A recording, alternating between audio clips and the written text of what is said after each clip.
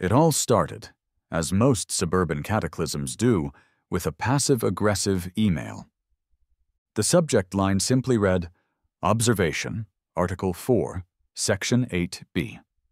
Even without opening it, I could feel the psychic waves of petty tyranny radiating from my screen. It was from Karen Miller, President for Life of the Tranquility Estates Homeowners Association, a woman who wielded a 3-ring binder of bylaws with the grim certainty of a guillotine operator. I didn't spend 15 years of my life building an AI that could predict and untangle global supply chain fluctuations with 99.8% accuracy to now spend my retirement arguing about the approved Pantone shade for lawn flamingos. Yet here I was, in a Floridian paradise so beige it could be a government building, locked in a Cold War with a woman whose greatest ambition was to ensure all mailboxes maintained a uniform 42-inch height. I took a sip of my espresso. The crema was perfect, a result of 3 days of calibrating a machine I'd custom-built with parts from a decommissioned satellite. It was the only thing in my life, at that moment, that was operating at peak efficiency. I finally clicked open the email. Dear Mr. Vance, this letter serves as a formal observation and first warning regarding a potential violation of the Tranquility Estates, covenants, conditions, and restrictions, CC and Rs. It has come to the attention of the Architectural Review Committee, a committee of 1, Karen, that the roofing materials on your property, Lot 37, exhibit a noticeable and unapproved photovoltaic sheen during peak daylight hours, 11 a.m. to 2 p.m. EST. As per Article 4, Section 8b, all roofing materials must be of a non-reflective nature to preserve the aesthetic harmony and prevent ocular distress to fellow residents. Please submit a plan of remediation within 10 business days to avoid further action. Sincerely, Karen Miller, HOA President, a photovoltaic sheen. She actually wrote that. As if my roof, which was covered in cutting-edge solar tiles disguised as artisanal slate, was some cheap floozy showing off its ankles in church. I designed those tiles myself. They absorb light. That is, quite literally, their only job. Arguing with Karen was like playing chess with a pigeon. It'll knock over all the pieces, crap on the board, and then strut around like it won. I minimized the email, my jaw tight. I retired at 35 with more money than a small nation's GDP. I came to Tranquility Estates because the brochure promised precisely that, tranquility. A quiet, orderly place to decompress and work on my personal projects, like building a robotic bartender or perfecting a domestic drone that could fetch a beer from the fridge. I craved logic, order, and efficiency. What I got was Karen Miller, a walking, talking embodiment of bureaucratic friction. A woman who saw a world of beautiful, chaotic possibility and desperately wanted to stuff it into a beige-colored box with a neatly printed label. My philosophy has always been simple. Every problem is, at its core, a logistics problem. Whether it's getting a product from a factory in Shenzhen to a doorstep in Ohio, or getting sunlight from a star 93 million miles away into my home's battery array, it's all just a matter of identifying the obstacles and finding the most efficient path around them. I just didn't realize my next great logistical challenge would involve a woman whose last name should have been a pejorative. Little did I know her email about my roof's sheen was just the opening salvo. The main event was about to begin. My home security system is another personal project. It doesn't just watch my property. It integrates with public traffic data, weather satellites, and even local social media APIs to create a complete, real-time picture of my immediate environment. Most people have a Ring doorbell. I have a miniature NSA. It was this system that chimed with a polite, synthesized voice in my ear. Alert, prolonged stationary vehicle event detected at the primary subdivision ingress point. I frowned, swiping my hand through the air to bring up the holographic display over my granite kitchen island. "Show me the gate cam, live feed." The air shimmered, and then a high-definition image of the grand brick and wrought iron entrance to Tranquility Estates materialized. And there it was. A standard, white, refrigerated delivery truck from a company called Medi Logistics was stopped dead. The problem wasn't mechanical. The problem was 5'4", had a tightly permed helmet of blonde hair, and was standing directly in front of the truck with her arms crossed like a pint-sized Gandalf. Karen Miller. The driver, a kid who looked maybe 20, was leaning out his window, the picture of baffled frustration. I tapped a control on the island, activating the long-range parabolic microphone I'd disguised as a decorative bird bath. The audio was crystal clear. "Ma'am, with all due respect," the driver, whose name tag read Kevin, was saying, his voice strained with forced politeness. "This is a time-sensitive medical delivery for the pop-up clinic at the community center. I have 3 pallets of COVID-19 vaccines back here." Karen adjusted her stance, planting her orthopedic sneakers firmly on the pristine asphalt. "And with all due respect, young man," she retorted, her voice carrying the nasal tone of absolute authority. Section 2, Article 3A of the Tranquility Estates Charter clearly states that commercial vehicles exceeding 1.5 tons are prohibited from entering the premises between the hours of 9 a.m. and 4 p.m. This is to preserve the tranquil and residential character of the community. I watched, mesmerized by the sheer, unadulterated audacity. The pop-up clinic was a godsend, organized by a retired doctor on the HOA board, a man Karen openly despised, to help the elderly residents in the adjacent community and our own families get their shots without having to drive an hour to the nearest state-run site. This wasn't about tranquility. This was a petty, vindictive power play, and she was using a truck full of life-saving medicine as her pawn. Kevin, the driver, tried again. "But it's a vaccine delivery. For, public health." "The charter is the charter," Karen sniffed, unmoved. "Public health does not grant you an exemption from gross vehicle weight regulations. Are you suggesting we descend into anarchy, Kevin? That we just let any old truck come barreling through here at all hours? What's next? Cement mixers? 18-wheelers? A traveling circus?" My internal monologue was a torrent of expletives and disbelief. "It's a delivery van, Karen, not a panzer division." I knew her game. She would hold him there, quoting her sacred text of bylaws until the vaccines, which had a limited window outside of deep refrigeration, were ruined. She would then blame the unprofessionalism of the clinic organizers for failing to schedule their deliveries properly. Checkmate. I watched Kevin slump back into his seat, the picture of defeat. He was just a guy doing his job, and he'd run headfirst into an immovable object made of spite and polyester. My espresso suddenly tasted bitter. I decided to give reason one last, desperate chance. It was a fool's errand, I knew, but on the off chance I could avoid what was already beginning to form in the back of my mind, I had to try. Slipping on a pair of loafers, I strolled out of my climate-controlled sanctuary and into the humid Florida air. The walk to the front gate was pleasant. The lawns were impossibly green, the palm trees swayed gently, and the air was thick with the scent of gardenias and righteous indignation.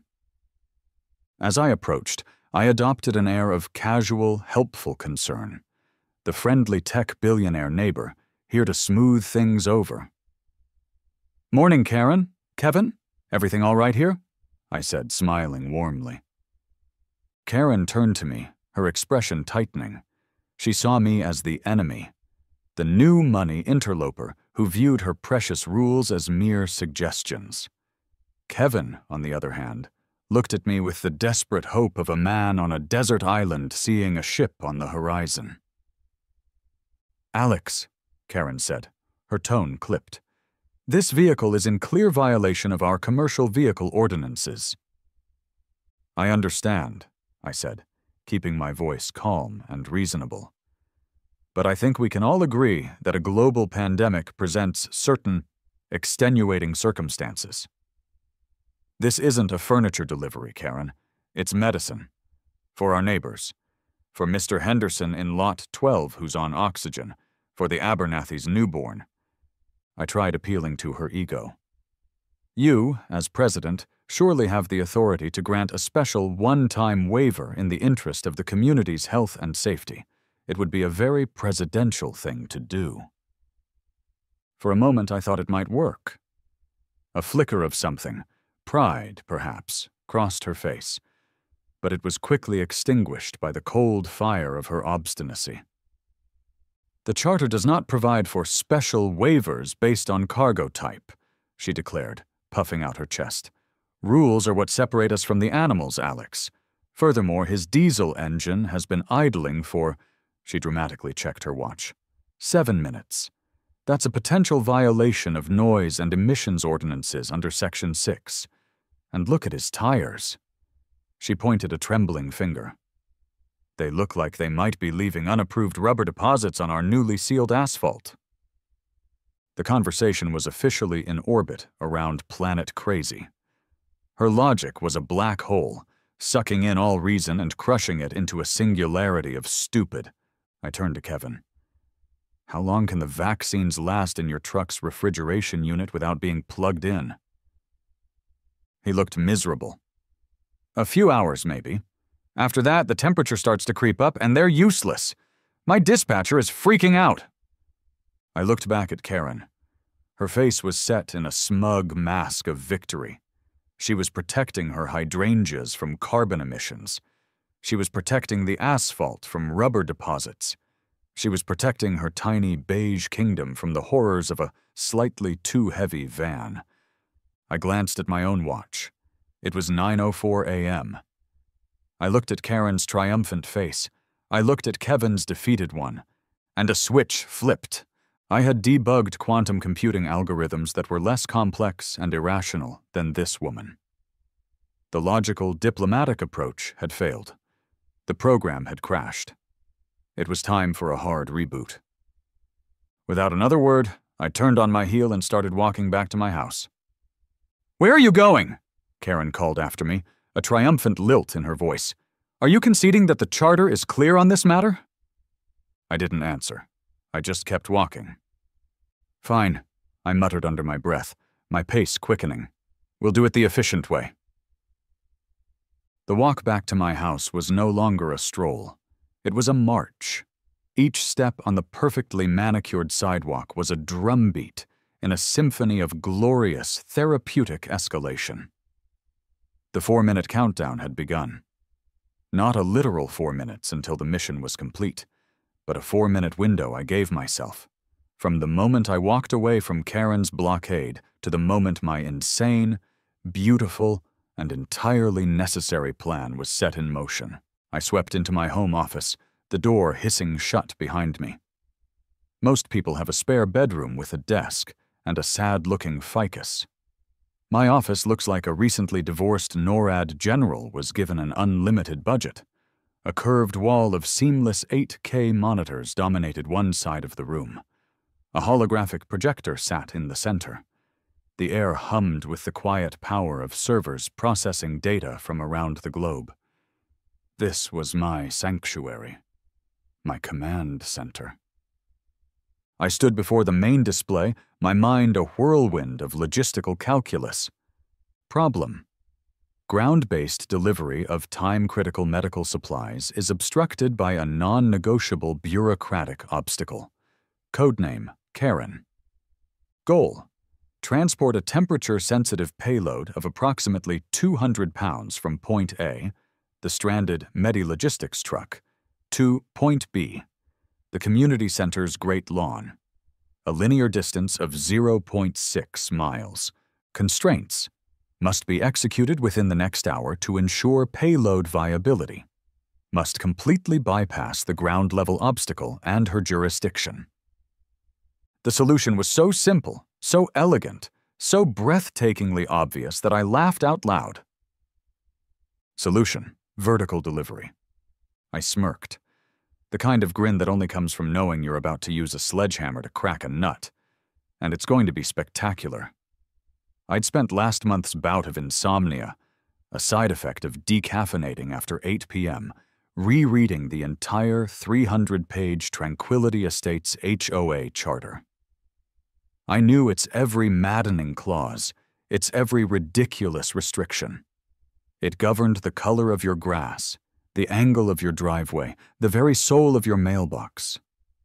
But I knew for a fact, with the kind of certainty I usually reserve for the laws of physics, that the document said absolutely nothing about airspace. My fingers flew across a holographic keyboard, pulling up satellite maps, wind speed data from my roof-mounted weather station, and my contacts list. 4 minutes. The clock was ticking. It was time to assemble the team. This was the part I loved. The symphony of coordination, a flurry of calls, each one a precise instrument in my orchestra of chaos. Call #1 the pilot. I speed-dialed Sully on my encrypted comm system. The call connected instantly, and I could hear the distinct whine of a turboprop engine and the rush of wind in the background. "Vance!" the voice boomed. It was Dermot Sully O'Sullivan, a man who had flown C-130 Hercules transport planes in every dusty corner of the world, usually with me in the jump seat directing some insane DoD logistics project. He now ran a private air freight company out of a nearby airfield, specializing in discreet, time-sensitive, and unconventional deliveries. "Sully, it's Alex. I have a situation." "Don't tell me you dropped another server rack in your pool," he chuckled. "The crane guys are still talking about that one. What's up?" "I need a low-altitude, high-precision cargo drop," I said, getting straight to the point. "Payload is approximately 200 pounds, non-hazardous. Drop zone is a suburban community center lawn, coordinates incoming. It's a time-sensitive medical delivery." There was a brief pause on the line, just long enough for him to process the absurdity. Then, a knowing sigh. "Oh, HOA again?" "You know it." "Say no more," Sully said, his voice all business now. "I've got the Gray Angel fueled up and ready to go. Give me the coordinates. And tell me we're using the humanitarian aid package, right? The one with the self-inflating landing pads for the main pallet. My insurance guy loves that one." "The very same," I confirmed. "ETA on site in 60 minutes. "Make it 45, he said. "The wind's at my back." Call #2, the asset. Next, I dialed Dr. Isabella Rossi. Izzy was a razor-sharp executive at the pharma company that manufactured the vaccines. We'd become unlikely friends after I redesigned her company's entire global cold chain logistics network, a project I took on for fun. "Alex?" she answered, her voice cautious. "Why does my caller ID say the architect? And why do I feel like I'm about to get a headache?" "Izzy, morning," I said breezily. "Quick question. How stable are the VAX 800 series vials to a 20-foot-per-second vertical descent if packed in a standard thermal-regulated case with foam inserts?" There was a long, weary sigh. "Alex, just what are you doing? Why do you sound like you're about to void a warranty in the most spectacular way possible?" "Hypothetically," I said. "They're perfectly stable," she conceded. "We drop test them for remote field deliveries, but why?" "Perfect," I cut in. "No time to explain fully, but your delivery to Tranquility Estates is being held up by a woman who believes her hydrangeas have legal standing. I have an alternate delivery vector in motion. I'm texting you the driver's number right now. His name is Kevin. Have him prep the pallet for an aerial lift. My team will handle the transfer on the ground." Another sigh, this one heavier. Alex, please try not to make it onto the national news this time. My PR team is still dealing with the fallout from your drone-based pizza delivery to a stranded cruise ship stunt. This is far more noble, I assured her. This is for public health. I hung up before she could object further. Call #3, the ground crew. One last call. A local number for a company called Unconventional Rigging Solutions. It was run by 2 ex-Army Rangers, Leo and Mike, who were my go-to guys for any problem that required heavy lifting and absolute discretion. Leo answered on the first ring. Mr. Vance? Leo, I need you and Mike at the Tranquility Estate's main entrance in 10 minutes. Bring the portable winch and loading straps from the yacht project. You're assisting with a quiet cargo transfer. Discretion is, as always, paramount. No problem, Mr. Vance, Leo's calm voice replied. Are we talking getting a grand piano through a third-story window level of discreet? Or retrieving a priceless artifact from a rival collector level of discreet? Let's split the difference and call it liberating medical supplies from a petty tyrant. Copy that, Leo said without missing a beat. We'll wear the black uniforms. I ended the call and leaned back in my chair. 3 calls. 3 problems solved. The clock on my screen read 3 minutes and 52 seconds since I had left Karen at the gate. The plan was in motion. The pigeon was about to learn what happens when you play chess with an ICBM. My office was now the nerve center of Operation Airborne Immunity. On the main monitor, a satellite tracker showed a small plane icon representing Sully's C-130, the Gray Angel, moving steadily from the regional airfield toward our position. On a second screen, I had the live feed from the gate camera. The scene there was a masterpiece of quiet competence. Leo and Mike had arrived in a sleek, unmarked black van. They were efficiency in motion. With a nod to Kevin, the driver, who looked on with a mixture of awe and terror, they set up their portable winch. Karen was, of course, protesting loudly, her voice a shrill counterpoint to their silent professionalism. What is the meaning of this? You can't just touch that. That is meta-logistics property. This is unauthorized pallet transference, she squawked, consulting her binder as if she'd find a specific bylaw against it. Leo and Mike ignored her completely.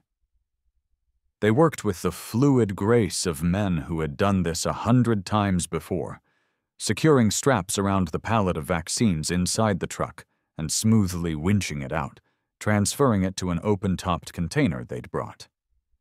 Kevin just gave them a thumbs up, happy to be a part of any plan that wasn't, sit here and watch my cargo expire. Meanwhile, I was a digital puppet master. I cross-referenced Sully's approach vector with real-time atmospheric data I was pulling from my weather station. I even co-opted the pressure sensors in my neighbor's smart sprinkler systems to create a micro-scale wind shear map. The drop zone, the great lawn in front of the community center, was plotted with centimeter-level accuracy. I created a virtual overlay, a glowing green rectangle that avoided the playground, the bocce ball court, and, most critically, the prize-winning rose garden belonging to Mr. Abernathy, a retired litigator who sued the HOA over the emotional distress a rogue frisbee once caused his prize-winning poodle. This was beauty. This was pure, unadulterated problem-solving. While Karen was still fumbling through her rule book, trying to find a clause to stop Leo and Mike, a 4-engine turboprop logistical miracle was thundering towards her at 300 knots. She brought a rule book to a logistics fight. A fatal, fatal error. The first sign was a low rumble, the kind you might mistake for distant summer thunder on any other Tuesday. But this was different. It didn't fade. It grew. A deep baritone vibration that you felt in your teeth before you heard it with your ears. All across Tranquility Estates, the ambient noise of suburbia, The gentle hum of electric lawnmowers, the cheerful splashing from backyard pools, began to fall silent. People stepped out of their beige houses, shielding their eyes against the bright Florida sun, looking up. And then they saw it. It wasn't a speck at 30,000 feet. It was a monster. A C-130 Hercules, its massive gray fuselage blotting out the sun, flying at an altitude so low you could almost read the maintenance panels. It was a monstrous, beautiful, utterly out-of-place beast, its 4 massive propellers churning the air into a deafening roar that rattled windows in their frames and set off a chorus of car alarms. The sheer, glorious wrongness of a military-grade transport plane flying nap of the earth over a subdivision of million-dollar homes was breathtaking. Down at the gate, Karen was mid-tirade, jabbing a finger at Leo's chest. She stopped, her mouth still open, as the shadow of the plane fell over her. She looked up. Her face, a canvas of smug certainty just moments before, became a museum of escalating horror. First, confusion, then annoyance at the noise, then wide-eyed disbelief. And finally, as the plane banked directly over the community center, a sputtering, apoplectic rage. Her jaw went slack. Her perfectly coiffed hair was whipped into a frenzy by the prop wash. I watched it all from the panoramic window of my office, a glass of Macallan 25 swirling gently in my hand. I'd piped the local air traffic control frequency into my sound system. It was blissfully silent. Sully was flying VFR, visual flight rules. No need to talk to anyone. He was just a guy out for a drive. This, I thought to myself, was a proportionate response. With the grace of a whale breaching the ocean's surface, the rear cargo door of the Gray Angel lowered. Against the blue sky, a single, shrink-wrapped pallet appeared at the edge of the ramp. Then, it slid out. For a moment, it fell, and then a large green cargo parachute deployed with a satisfying whoomp, yanking the pallet into a surprisingly gentle, controlled descent. It was a thing of beauty, but that wasn't the best part. As the main pallet drifted down, something extraordinary happened. Dozens of smaller, individual packages detached from it, each blossoming with its own tiny, brightly colored parachute. Red, blue, yellow, green. The sky was suddenly filled with what looked like the world's most over-the-top gender reveal party. The packages, each one a small, insulated, shock-proof box, were designed to disperse at 100 feet, scattering them across the designated drop zone. The main pallet, with the bulk of the supplies for the clinic staff, landed squarely in the center of the green rectangle I had mapped out. It hit the ground with a soft whoosh as Sully's custom-made, self-inflating airbag landing pads deployed a second before impact, cushioning the cargo like a mother's hands. The smaller packages drifted down around it like metallic snowflakes, landing gently on the perfectly manicured lawn. The initial shock from the residents below, who had been frozen in place by the plane's arrival, melted away into a bizarre, festival-like atmosphere. Kids started cheering and pointing. Adults wandered out onto the great lawn, looking at the sky in wonder. They hesitantly approached the packages. Inside each box, nestled in foam, was a single, perfectly chilled vial of the vaccine, along with a small, professionally printed card. Courtesy of the Tranquility Estates Logistical Solutions Department, your health is our priority. Please proceed to the community center for administration. As a final, magnificent flourish, Sully banked the C-130 hard, dipping a wing in a clear salute toward my house. Then, with a final, earth-shaking roar from the 4 engines, he climbed steeply, punching a hole in a puffy white cloud and vanishing as quickly as he had appeared. The silence that returned was somehow more profound, more complete than the noise it had replaced. All that was left was a lawn dotted with colorful parachutes and the stunned, blinking faces of my neighbors.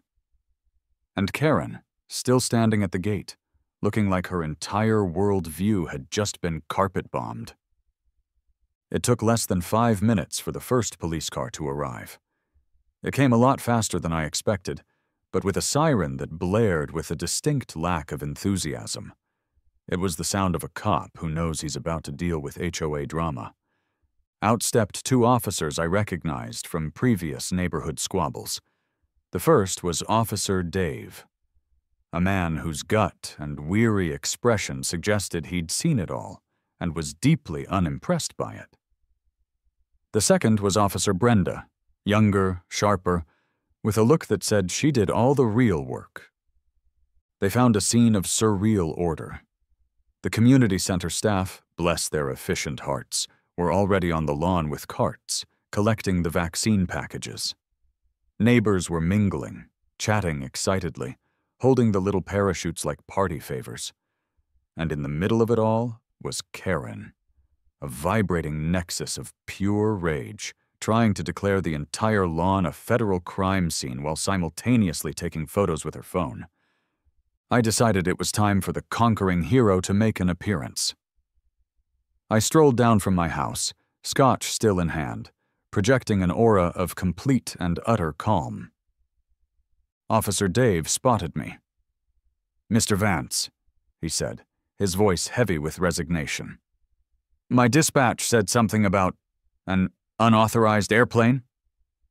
"Officers, good morning," I said with a polite nod. "There's no such thing as an unauthorized airplane, only an unscheduled one. This was a private, FAA-compliant delivery of critical medical supplies to a pre-designated landing zone. The ground route was, regrettably, obstructed." I gestured with my glass toward Karen, who was now approaching them, her face the color of a cheap Cabernet. "He flew a bomber over our houses," she screeched, pointing a trembling finger at me. "He's a terrorist, a domestic terrorist." Officer Brenda, to her eternal credit, didn't even blink. "Ma'am, that was a C-130 Hercules. It's a transport plane, not a bomber. And please stop screaming the word terrorism. It requires a lot of paperwork for us." This was my cue. I produced a sleek leather folder I'd brought with me. "I believe you'll find everything is in order," I said, handing it to Officer Dave. He opened it cautiously, as if it might explode. Inside was a neatly printed flight plan Sully had filed 30 minutes earlier.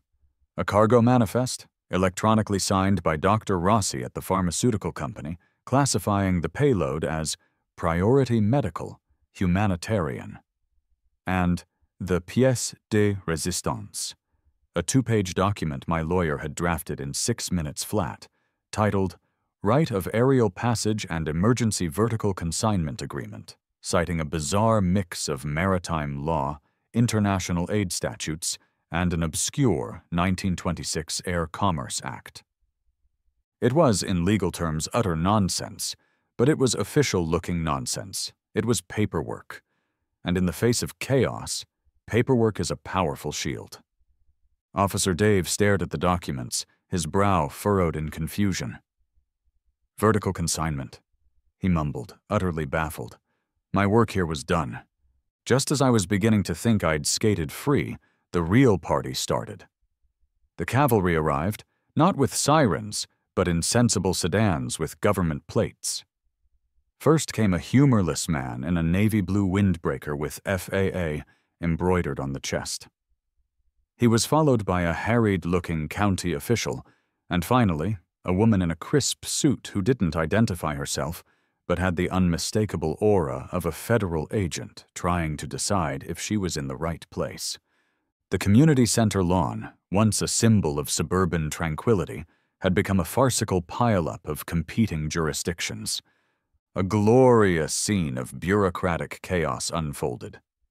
The cops were trying to direct the small crowd of onlookers. The FAA official, whose name was Martinez, was trying to have a very loud, very frustrating conversation with Sully, whom I'd patched through to my phone's speaker. "I don't care what your black box says," Martinez shouted into my phone. "Your approach vector was non-standard. You flew under 1,000 feet over a populated area." "Negative, Tower," Sully's voice crackled back cheerfully. "Flight was conducted under VFR. I maintained safe clearance from all structures, and technically it wasn't populated. Everyone was outside watching." Martinez looked like he was about to have an aneurysm. Meanwhile, the county official was trying to determine if I needed a permit for an airborne special event, while Karen trailed behind him, insisting he also fine me for property damage to the lawn's aeration. This was my master class. I remained an island of zen-like calm in a sea of bureaucratic panic.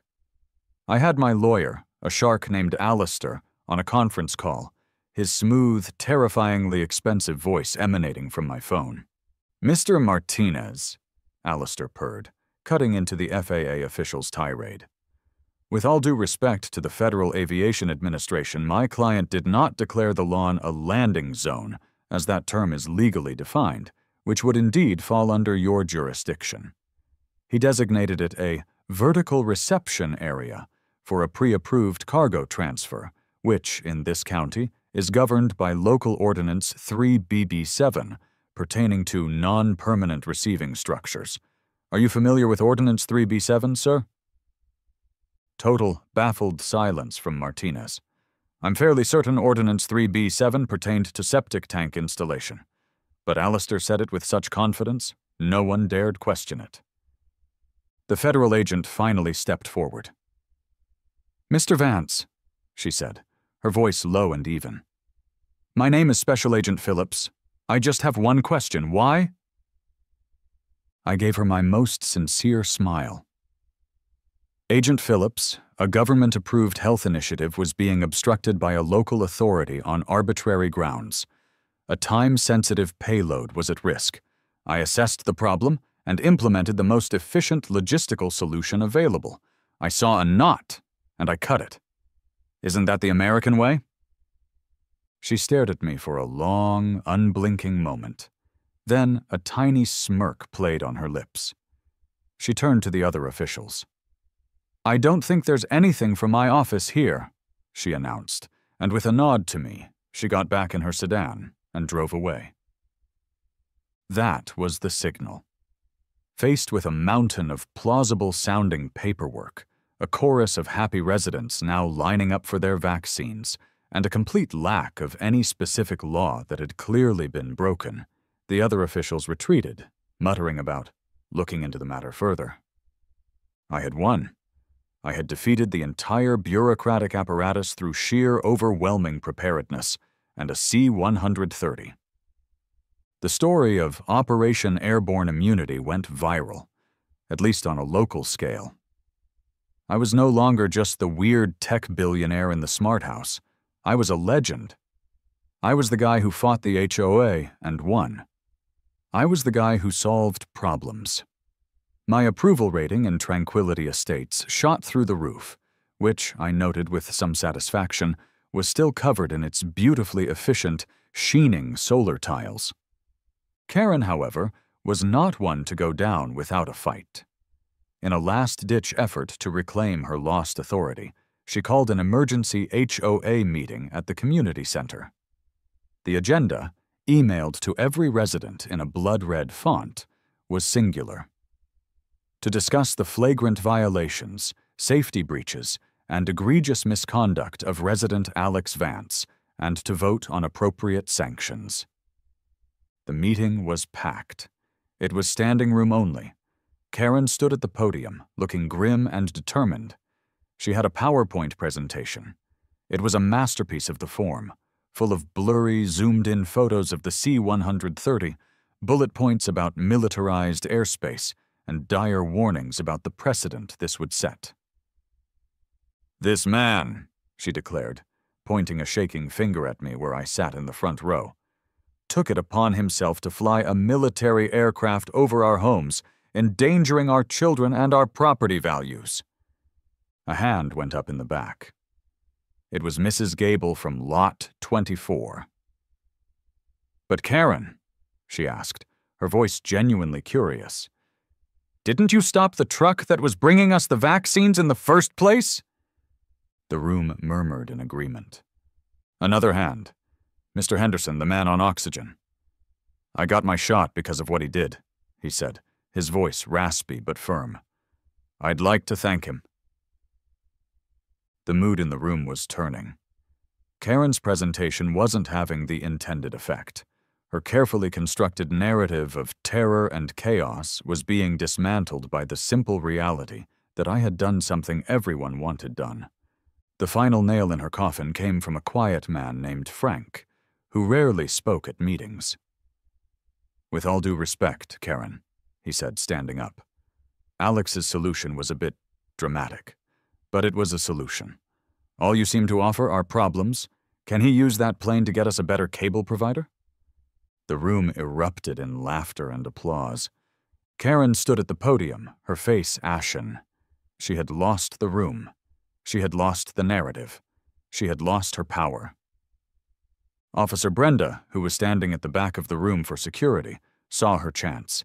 She stepped forward. "A motion is being made from the floor," she announced, though no one had technically made one yet. "A vote of no confidence in the current HOA president, Karen Miller. All in favor?" A forest of hands shot up. All opposed? Only one hand was raised. Karen's. "The motion carries," Brenda declared with a satisfied smirk. "Now, we need an interim president. Are there any nominations?" Before I could even process what was happening, Frank shouted from the back, "I nominate Alex Vance." The room roared its approval. "Seconded! Vance for president!" I tried to protest, to wave it off, but it was a tidal wave. They held a snap vote. It was a landslide. I was, to my absolute horror and secret delight, the new president of the Tranquility Estates Homeowners Association. A month later, I sat in my command center, now doubling as the HOA presidential office, wearing a silk robe and sipping a mathematically perfect espresso. The beige tyranny was over. A new era of enlightened, logical despotism had begun. I was on a conference call with the newly formed Efficiency and Aesthetics Committee. "No, Mrs. Henderson," I said into my headset, scrolling through drone schematics on a side monitor. "I appreciate the concern for tittles, but I will not be authorizing a C-130 to retrieve your cat from the top of the Henderson's oak tree. A repurposed weather drone with a soft capture grappling hook will be far more cost-effective and less alarming to the migratory bird population. I'll have Leo and Mike drop one off for you this afternoon. Yes, of course the grappling hook is padded. What do you take me for, a monster?" I ended the call and leaned back, a deep sense of satisfaction washing over me. The HOA charter was being rewritten from scratch on a shared Google Doc, with an emphasis on logic and a complete ban on words like sheen and aesthetic harmony. Fines for unapproved mailbox colors were gone, replaced with community-wide incentives for installing sustainable energy solutions. I glanced out my panoramic window. The neighborhood was quiet, orderly, and running at 97% operational efficiency, up from 62% under the previous administration. Down the street, the Medi Logistics truck, driven by my new friend Kevin, cruised smoothly through the front gate, which was now fully automated and linked to a delivery pre-clearance system I'd designed. He gave a cheerful thumbs up to the camera as he passed. A lone figure was power walking on the sidewalk opposite. It was Karen. She wore oversized headphones, her face a grim mask, pointedly ignoring the harmonious, efficient paradise her former kingdom had become. Defeated. I took a final, satisfying sip of my coffee. The thing about pigeons, I thought to myself, is that they are absolutely no match for a targeted airstrike. My computer chimed with an incoming project proposal from the committee. I opened it. The subject line read, Proposal for community-wide fiber optic network via subterranean boring. I grinned. This was going to be fun.